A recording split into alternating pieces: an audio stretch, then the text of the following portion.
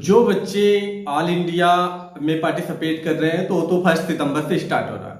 जो बच्चे उत्तर प्रदेश आयुष काउंसिलिंग में पार्टिसिपेट करने वाले हैं उनको क्या क्या डॉक्यूमेंट रेडी रखना है, उत्तर प्रदेश में क्या क्या प्रोसेस होता है।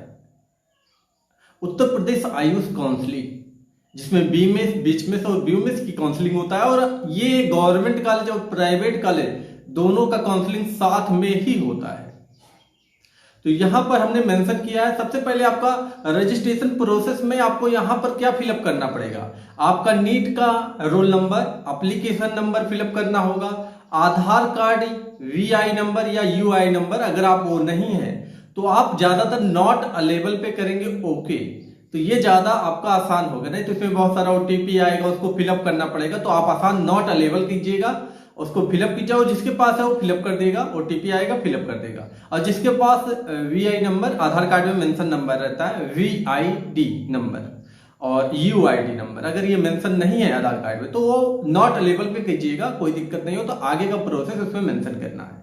आपका जीमेल भी लगेगा, सेम जीमेल जो आपने नीट की एप्लीकेशन फॉर्म में फिलअप किया है वही सेम जीमेल फिलअप करना है, मोबाइल नंबर सेम फिलअप करना है। इसके बाद आपका और डाटा आएगा यहाँ पर आपको कि कहां से आप हैं, स्टेट क्या पूछा जाएगा। उसके बाद देखिए आपको डॉक्यूमेंट अपलोड करना पड़ता है। नीट का score card, caste certificate, NEET का score card, caste certificate, class 10-12 का मार्कशीट सर्टिफिकेट, ये अपलोड होगा यूपीआई उसके साइड पर, और ये सारा काम आप सबमिट कर। इसके बाद आपको क्या फिलअप करना है, आपको क्वालिफिकेशन डिटेल, आपने क्या क्या क्वालिफाई किया है। इसमें आपका नीट का स्कोर कार्ड आएगा, क्लास 10-12 के बारे में पूछा जाएगा कि कहां से आपने पास किया है।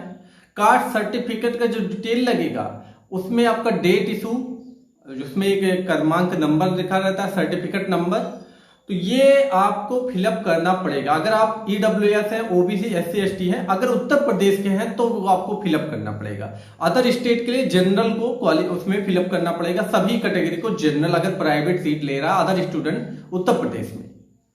इसके बाद आपको जो डाटा फिलअप करने के बाद आपको यस या करेक्ट ऑप्शन भी पूछा जाता है शुरू में ही, जब आपका कि आपका सारा डाटा पिछले उसमें आ जाता है, जो नीट के एप्लीकेशन फॉर्म में फिलअप किए थे वो डाटा आपको सामने आ जाएगा। आपको उसके बाद बैंक अकाउंट का डिटेल फिलअप करना है। बैंक अकाउंट का डिटेल आप अपना या किसी का, फैमिली में किसी का भी फिलअप कर सकते हैं, जिसमें आपका अकाउंट में सिक्योरिटी मनी रिफंड होता है। आपका जो सिक्योरिटी मनी लगता है वो आपके अकाउंट में, उसी अकाउंट में आता है वो वापस।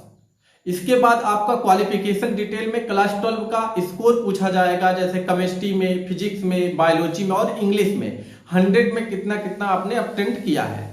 इसको फिलअप करने के बाद आपको सबमिट करना होगा, पेमेंट करना होगा, रजिस्ट्रेशन फीस और चॉइस फिलिंग के लिए जो सिक्योरिटी मनी, फिर आपका सबमिट हो जाएगा। और ये सारा काम आप सबमिट कर लीजिए। और जैसे आपने सब सबमिट करके प्रिंट ले लिया, इसके बाद आपको क्या करना है, चॉइस फिलिंग की प्रक्रिया स्टार्ट होगा, उसको करना है। उसके लिए हमारे साथ जुड़े, हमारा व्हाट्सएप नंबर डिस्क्रिप्शन बॉक्स में हमने मेंशन भी किया है, इस पे आप मैसेज कर सकते हैं। और काउंसलिंग गाइडेंस के लिए, फुल काउंसलिंग के लिए हम प्राइवेट गवर्नमेंट कॉलेजों की आप फुल काउंसलिंग भी करते हैं, कि उसमें आपका ऑल प्रोसेस हम खुद करते हैं, कंप्लीट करके आपको प्रोवाइड करते हैं, और एक लोएस्ट अमाउंट चार्ज लेते हैं।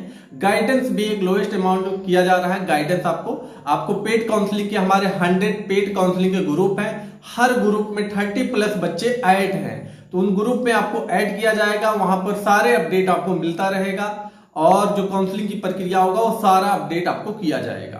तो हमारे साथ जुड़ने के लिए व्हाट्सएप नंबर पे मैसेज करें। आप कैटेगरी, स्कोर और स्टेट, प्राइवेट में भी एडमिशन लेना है तब भी, यहां पर बीएमएस में भी हम आपको एडमिशन 1,80,000 पर ईयर फीस में अलॉट करवाएंगे उत्तर प्रदेश में। बीयूएमएस में प्राइवेट लेना है तो 1,50,000 तक भी अलॉट करवाएंगे। Thank you.